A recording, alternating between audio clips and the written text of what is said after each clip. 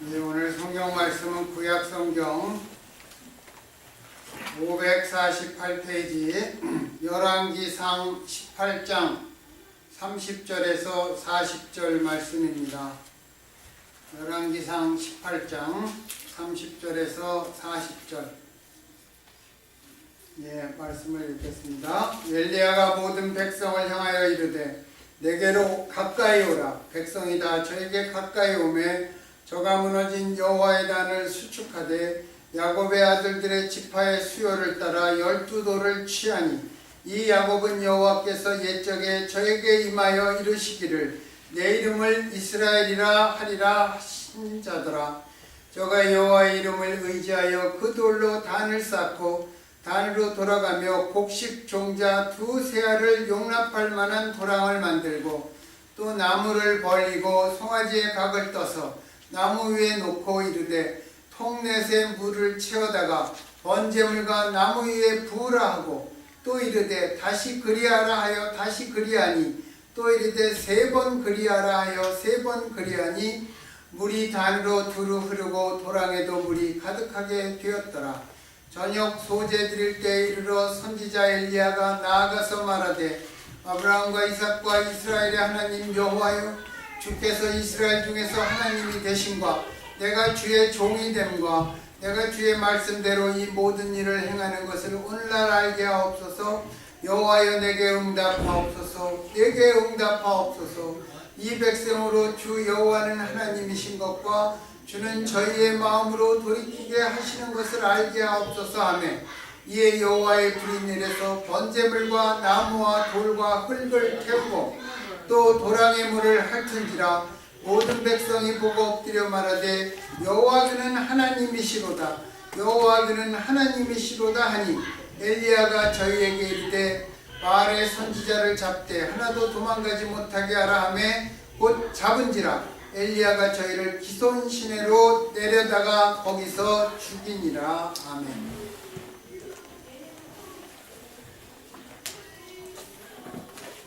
제가 어제 아침에 토요일 새벽 기도에도 잠깐 얘기를 했지만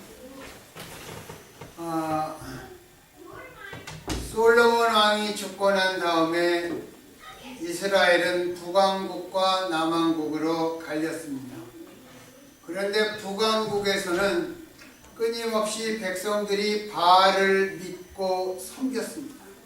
그 중에 북왕국의 왕이었던 아합은 아내 이세벨은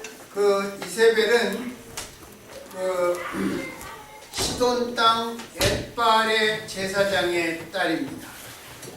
그 여자가 바알을 믿었던 것 같습니다. 그런데 아합은 그 여자를 왕비로 맞이하면서 바알을 국교로 삼았습니다. 바알 믿는 게 공식화되었습니다. 얼마나 신앙이 타락하고 더럽혀졌는지 모릅니다. 우리가 지난 2월 달에 오바마 대통령이 우간다에서 동성애 처벌법을 제정을 한다고 하니까 그것을 강력하게 규탄하면서 동성애 그 처벌법을 제정하면 너희들에게 1년간 4억 불씩 지급하던 원조를 재검토하겠다 이렇게 협박을 했습니다. 오바마 대통령은 그런 면에서 동성애를 이 미국에 합법적으로 들여놓은 이 시대의 또 다른 아합과 같은 인물. 여러분, 법이라는 것이 왜 법을 만들었을까요? 사람을 처벌하기 위해서 만들었습니까? 그것이 아닙니다. 법의 근본, 법도 사람을 위한 것입니다. 우리가 법이라는 한자어를 보면 삼수변에 갈 것자를 씁니다. 법도 사람 살이의 흐름에 따라 법도 변한다. 그런 뜻이 있습니다. 그러나 그 근본적인 것은 사람의 행위는 미워해서 처벌을 하되 사람은 미워하지 않는다는 그러한 기본적인 생각이 깔려 있는 것입니다. 성경에서 죄라고 말하는 것, 뭐라 그랬습니까? 죄는 미워하되 죄인은 미워하지 말라는 것입니다. 그래서 그 법정에서 구형을 하는 검사나 판결을 내리는 판사도 죄는 미워하되 사람은 미워해서는 안 된다는 것입니다. 그것이 법이 가지고 있는 기본 정신입니다. 오늘 우리가 읽은 본문은 갈멜산 정상에서 야훼 하나님을 대표한 선지자 엘리야와 바알의 선지자 450명과의 대결로 유명한 부분입니다. 이 대결의 전반전이 바알의 무대였다면 후반전은 야훼 하나님의 무대였습니다. 여러분, 바알이 상징하는 것은 무엇이죠? 왜 하나님을 그렇게 믿으라 그랬는데 바알을 그렇게 많이 쫓아가서 믿었을까요? 바알은 다산, 풍요를 상징하는 우상입니다. 천둥, 번개, 불 등을 동반한다고 이스라엘은 믿었습니다. 사람의 바램과 딱 맞지 않습니까? 다산과 풍요, 내가 잘 산다, 이런 것입니다. 그것과 잘 맞습니다. 야훼 하나님을 믿는 신앙은 그것하고는 다른 것입니다. 너희가 먼저 이게 하나님의 뜻인가? 그것을 물어보는 것이 야훼 하나님의 신앙입니다. 구약 성경이 가지고 있는 전체적인 줄거리가 무엇이냐면 하나님의 얼굴을 찾는 사람들이라는 것입니다. 그게 하나님의 백성이라는 것입니다. 이스라엘은 하나님이 금지하셨어도 다산과 풍요를 상징하는 바알을 많이 쫓아가서 믿었기 때문에 우리가 읽지는 않았지만 24절에 보면 엘리야가 그들에게 너희는 너의 신의 이름을 부르라. 나는 여호와의 이름을 부르리니 이에 불로 응답하는 신 그가 너희의 하나님이시다. 이렇게 선포했습니다. 전반전에 출전한 바알은 제단에 바쳐진 송아지에 하늘로부터 아무런 응답도 하지 않았습니다. 이제 하나님께서 출전하실 차례였습니다.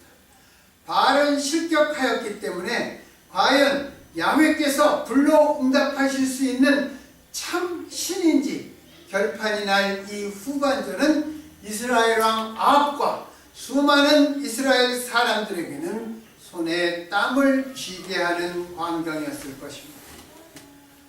본문은 엘리야에 관한 기사 중에서 가장 잘 알려진 부분입니다. 엘리야의 제단 수축, 불로 응답하신 하나님, 바알 선지자들의 처형, 그리고 비를 내리게 한 엘리야의 산정기도, 그 우중 속에 아방의 마차를 앞서서 이스라엘까지 달려간 엘리야의 초인적인 다른 박질들은 우리들과 또 이스라엘 사람들의 뇌리 속에서 오랫동안 기억되는 승리의 이야기들입니다. 바알이 먼저 등장했지만 바알은 실패로 끝났습니다. 엘리야는 여호와의 제단에 먼저 물을 붓고 이어 기도를 했습니다. 이 엘리야의 기도가 단 한마디도 땅에 떨어지지 않고 응답되었다는 것은 살아계신 하나님이 우상을 숭배하던 이스라엘 사람들의 눈과 머리와 가슴에 깊이 새겨졌다는 것입니다. 여호와의 불이 하늘로부터 떨어지자 백성들은 바알 선지자들을 잡아 죽였습니다. 우리가 다음 주에 이 엘리야에 대해서 또 나누겠지만 다음 주에는 엘리야의 7번 기도, 우리가 그것을 보겠습니다. 그 엘리야의 7번 기도를 통해서 하나님께서는 3년 반 동안 닫혀있던 하늘문을 여시고 비를 주셨습니다. 이 장면들을 생각해보면 마치 우리는 한편의 드라마를 보는 것 같습니다. 그러나 이 장면들의 뒷면에는 많은 영적인 교훈들이 있습니다. 이 교훈들을 다시 생각해보므로 오늘 우리의 신앙생활을 되새겨보고 여기 미국의 정말 개신교인이 작년 10월 이래로 처음으로 50% 밑으로 떨어졌습니다. 그러니까 동성애를 대통령이 지지하는 것입니다. 여러분, 이것은 한국이라고 예외가 아니라고 합니다. 얼마 전에 장신 나온 며칠 전에 또 어떤 목사님을 만났는데 그 목사님이 한국 이야기를 하면서 어떤 목사님들은 차라리 미국 가서 목회하자 그렇게 얘기한답니다. 한국에 우리가 아는 훌륭한 목사님들 많죠. 여러분 마음속에 생각하는 목사님들 많죠. 그 목사님들도 립 서비스에 굉장히 익숙해졌다는 거죠. 그래서 자기 친척이 어떤 교회 부목사를 하다가 그냥 1년도 안 돼서 사표내고 나왔다는 얘기를 들었습니다. 한국도 마찬가지라는 것입니다. 그리고 좀 큰 교회 부목사들이 갈 데가 없어서 교회는 이제 점점 늘어나지 않고 목사는 많고 그러니까 나이가 많이 먹어서도 커다란 교회 부목사를 떠나지 못한다 이런 얘기를 하는 것을 들었습니다. 우리도 마찬가지일 것입니다. 우리의 신앙생활을 되새겨보고 새롭게 변화되는 출발이 있었으면 합니다. 그래도 하나님께서 엘리야에게 희망에 찬 소식을 주잖아요. 바알에게 무릎 꿇지 않는 사람 몇 명? 어저께도 말했죠. 7,000명이 있다고 했습니다. 엘리야가 여호와여 나만 남았습니다 이렇게 얘기했더니 무슨 소리 하냐. 바알에게 무릎 꿇지 않은 7,000이 있다는 거예요. 미국 땅에도 그렇고 한국 땅에도 그렇고 어디에든지 그렇게 무릎 꿇지 않고 변질되지 아니하고 처음에 가졌던 순전한 모습을 가지고 있는 그 7,000이 있다는 것입니다. 우리가 오늘 30절에 보면 엘리야는 먼저 모든 백성을 가까이 오게 한 다음에 무너진 여호와의 제단을 보수했습니다. 엘리야가 보기에 이스라엘의 문제는 바알 우상을 숭배하는 것이 잘못되었다. 그렇게 목청을 높여 외치기보다는 무너진 여호와의 제단을 다시 고치는 일에 백성들을 직접 참여시킴으로써 그들이 하나님께 대한 신앙을 회복시키려고 하였던 것입니다. 참으로 지혜로운 방법 같습니다. 잘못된 것을 따지고 들어가다 보면 그것은 율법화가 됩니다. 선과 악으로만 사람을 판단하게 되는 것입니다. 여러분, 그게 선악과가 가지고 있는 치명적인 약점입니다. 아담과 하와가 선악과를 따먹고 난 다음에 그 다음에 사람들은 이것이 선이냐 악이냐로만 구분하게 되는 것입니다. 생명나무는 어떻게 되는 것이죠? 예수 그리스도로 말미암아 회복된 생명나무는 은혜를 얘기하는 것입니다. 여러분은 자기 자신은 은혜로 대접받고 이해받기를 원하면서 남은 율법의 잣대로 가지고 판단하지 않습니까? 이것은 가장 가까운 부모와 자식 사이에, 부부와 사이에 그렇게 될 수 있다는 것입니다. 우리가 서로 관계가 멀고 가깝지 않은 사람들에게는 그런 잣대를 들이대봐야 욕만 먹습니다. 안 그렇습니까? 그렇지만 나도 모르게 은연중 배어있는 나의 자세와 태도, 이것을 가장 가까이에서 우리가 정말 새롭게 적용하며 살아가야 되는 것입니다. 여러분, 그래서 가장 중요한 것은 자기 아내에게 인정받지 못한 신앙, 그거 가짜입니다. 자기 남편에게 인정받지 못한 신앙, 그게 가짜라는 것입니다. 자기 자녀에게 인정받지 못한 신앙, 그거 가짜입니다. 가장 가까이에 있는 사람은 속일 수가 없습니다. 조금 떨어져 있는 사람은 우리는 얼마든지 속일 수 있습니다. 그래서 우리가 나는 은혜로 이해되고 다른 사람은 율법의 잣대로 판단한다. 거기에서 벗어나야 되는 것입니다.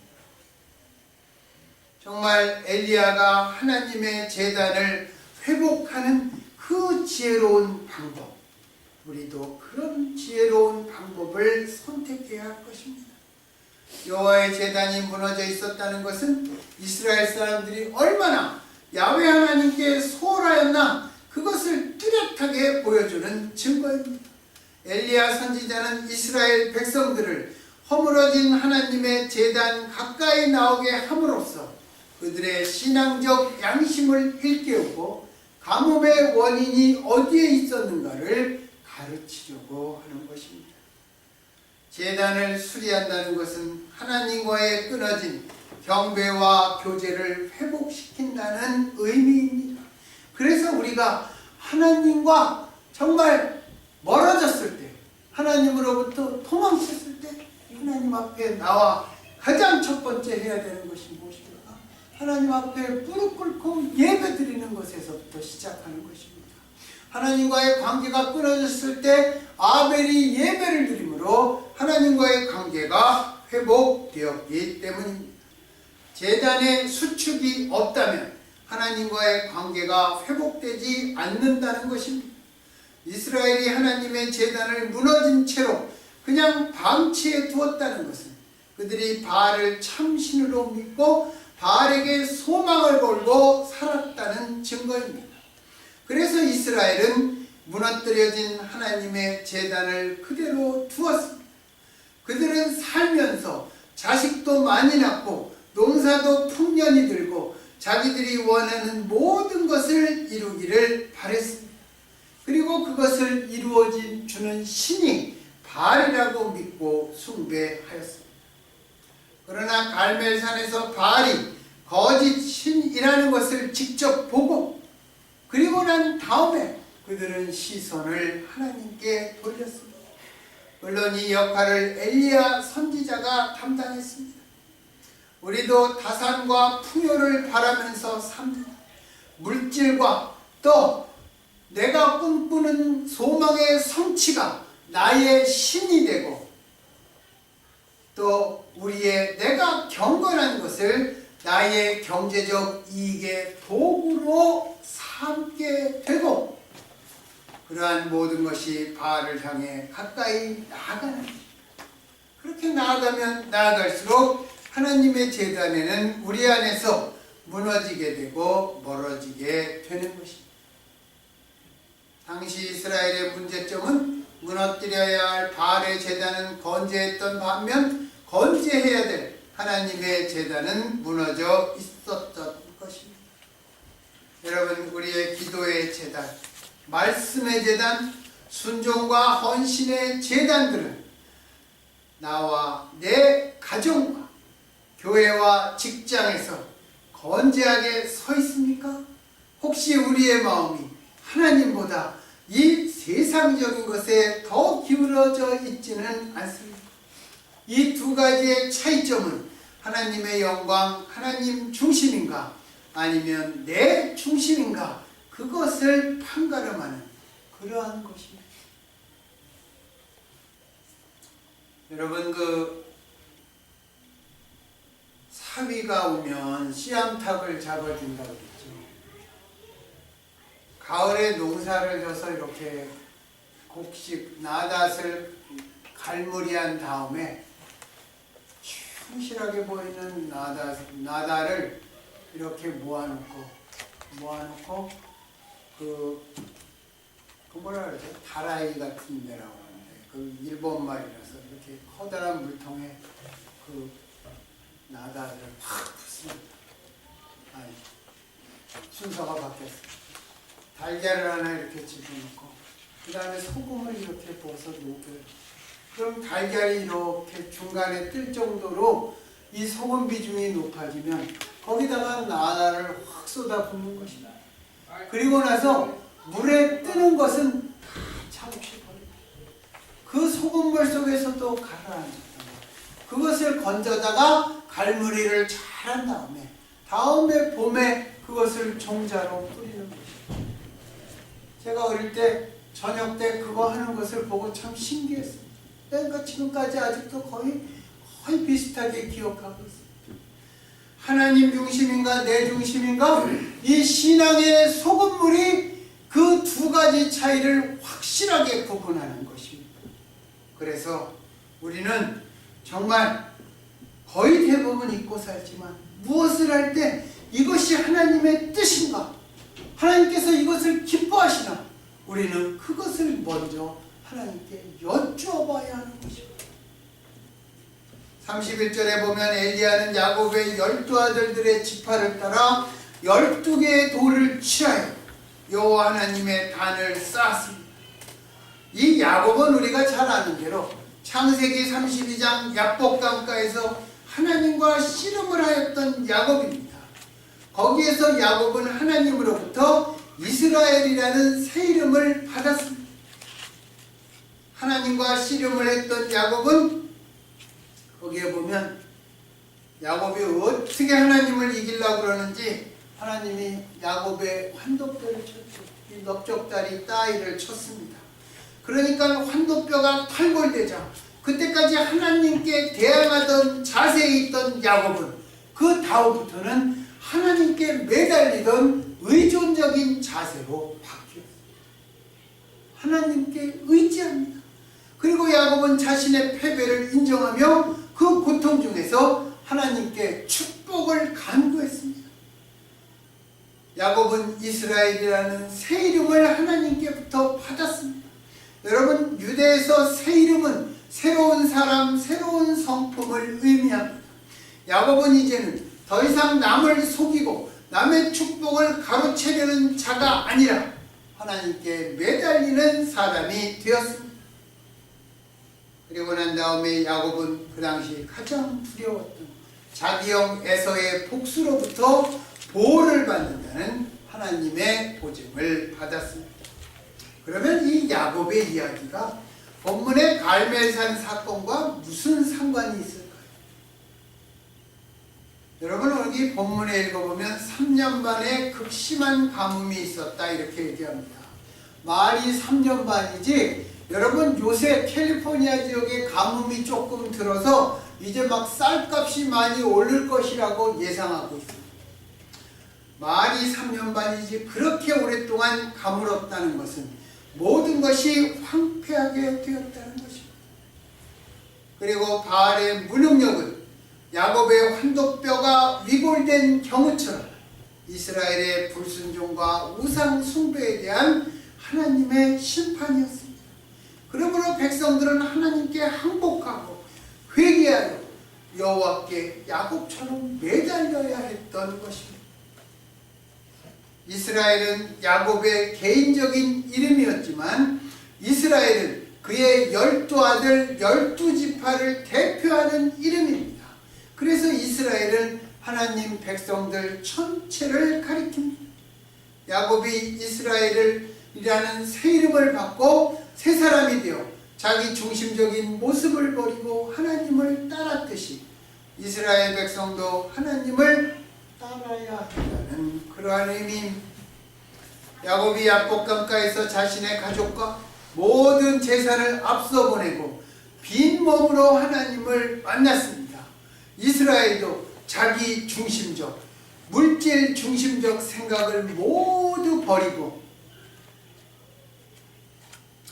여러분 그저 에릭 프롬이라는 사람이 소유냐 존재냐 이런 책을 썼습니다. 예, 거기에서 요즘의 세대는 모든 것을 소유로 생각하려고 한다 그렇게 얘기합니다. 우리나라 대학 졸업하고 직장 잡기가 어렵잖아요. 이 학생들이 자기가 가지고 있는 많은 스펙을 쌓고 그 스펙을 대기업에서, 특별히 대기업에서 인사 담당하는 사람들 앞에 그것을 자신의 상품성으로 보여준다는 것입니다. 여러분, 소유냐 존재냐, 우리는 여러분 가지고 있는 생명, 여러분 가지고 있는 지식, 여러분 가지고 있는 자식들, 그리고 여러분의 재물, 그게 여러분의 소유인지 아니면 여러분의 존재인지 여러분 그 생각을 좀 깊이 해보시기 바랍니다. 요즘은 자본주의 안에서 어쩔 수 없는 것이지만 우리는 그렇게 흘러가고 있는 것입니다.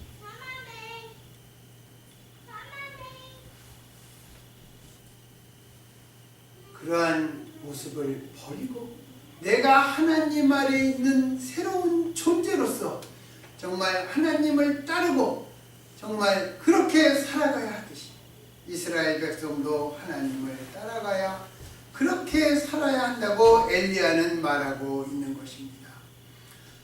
야곱은 모든 가족과 재산을 강 건너 보내고 빈몸으로 하나님을 만났습니다.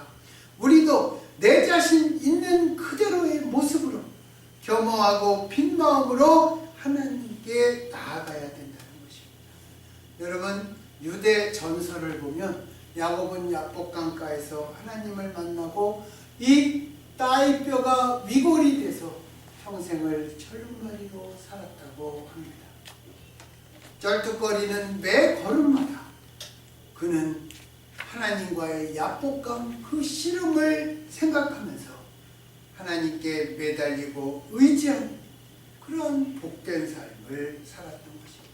우리 눈에 보기에는 그 절고 살면 얼마나 불편하겠습니까?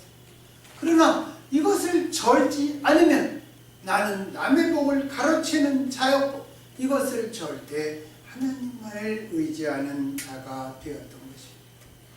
이 같은 자기 부정과 하나님만을 의존하는 신앙이 이스라엘의 살 길이었고 또 동시에 우리의 살 길입니다. 따라서 엘리야 선지자가 제단을 쌓을 때 여호와의 이름을 의지한 것은 이스라엘 백성들로 하여금 야곱의 사건을 새삼 기억하게 함으로 곧 있게 될 하나님의 축복을 믿음으로 바라도록 하고자 하는 그러한 의도가 담겨 있습니다. 엘리야가 제단 위에 번제물을 올려놓고 그 위에 물을 3번씩이나 부은 것도 여호와의 이름을 의지하는 굳센 믿음의 표시였습니다. 하나님께서 확실하게 도랑의 불이 가득 차서 흐를지라도 여호와의 불이 확실하게 내린다는 그러한 믿음이었던 것입니다. 38절에 여호와의 불이 내려서 번제물과 나무와 돌과 흙을 태우고 도랑의 물까지 태웠다고 했습니다. 엘리야의 기도에 하나님께서는 가장 극적인 방법으로 응답하셨습니다. 이 하나님의 응답을 즉시 얻은 엘리야의 기도는 3가지로 우리가 표현할 수 있습니다. 첫 번째가 무엇입니까? 여러분, 아주 중요한 것입니다. 주는, 여기서 주라는 것은 야훼라는 것입니다. 야훼는 이스라엘 중에서 또 나에게 하나님이 되신다, 이런 것입니다. 여러분, 영어로 하나님은 뭐라고 그러죠? God이라고 그러죠. G-O-D. 눈을 조금 잘못 읽으면 God이 골드로 보입니다. G-O-L-D로 보입니다. 반면에 좋다, 그런 말이 무엇입니까? G-O-O-D지요. 거기서 영, God을 빼면, G-O-D를 빼면 O가 남잖아요. 영이 아무것도 아니라는 의미입니다. 굿에서 God을 빼면 아무것도 아닌 영이 되는 것이고, God에다가 아무것도 아닌 영을 더하면 굿이 된다는 것입니다. 그 말이 뭡니까? 하나님이 모든 것이다, 이런 것입니다. 야훼 하나님이 우리들에게 나의 하나님이라는 것입니다. 갈멜산의 대회는 여호와의 명예가 걸린 중요한 대회였습니다. 엘리야는 먼저 누가 이스라엘의 하나님이신가를 선포하고 나타냈습니다. 그 다음에 엘리야가 이렇게 말합니다. 내가 주의 종이 됨과 내가 주의 말씀대로 이 모든 것을 행하는 것을. 여기에서 여러분, 주의 종이라는 것은 뭡니까? 자기 생각이 없는 게 종입니다. 주인의 명령, 주인의 생각, 주인의 이익, 주인의 목적, 그것이 있는 것이 종입니다. 그러니까 어떻게 됩니까? 종은 내가 주의 말씀대로 이 모든 것을 행하는 것, 그것이 바로 종의 모습인 것입니다. 여러분, 오늘날 종이라는 말을 정말 목사들이나 정말 이런 사람들에게 많이 쓰죠. 정말 그 사람들이 주의 말씀대로 이 모든 것을 행합니까? 그런 사람이 주의 종입니다. 그리고 종에는 제가 여러 번 얘기하지만 종에는 무슨 자 붙여야 된다고요? 종놈이라고 불러야 되는 것입니다. 그런데 오늘날 종님이라고 부르는 그런 인간 중심적인 것이 너무나 만연해 있습니다. 내가 주의 종이 됨과 종으로서 내가 주의 말씀대로 이 모든 것을 행한다. 그것을 이스라엘이 지금 당장 알게 해달라고 기도했습니다. 그것을 기도했습니다. 지금 겪고 있는 극심한 가뭄이 단순한 자연 현상이 아니고 우상 숭배에 대한 하나님의 징벌이며 엘리야의 사역이 자신의 개인적인 활동이 아니라 하나님께서 친히 지시하신 일이라는 것을 백성들이 깨닫게 해달라는 것입니다. 그리고 37절에 주는 저의 마음을 돌이키게 하시는 분이다. 이렇게 기도했습니다.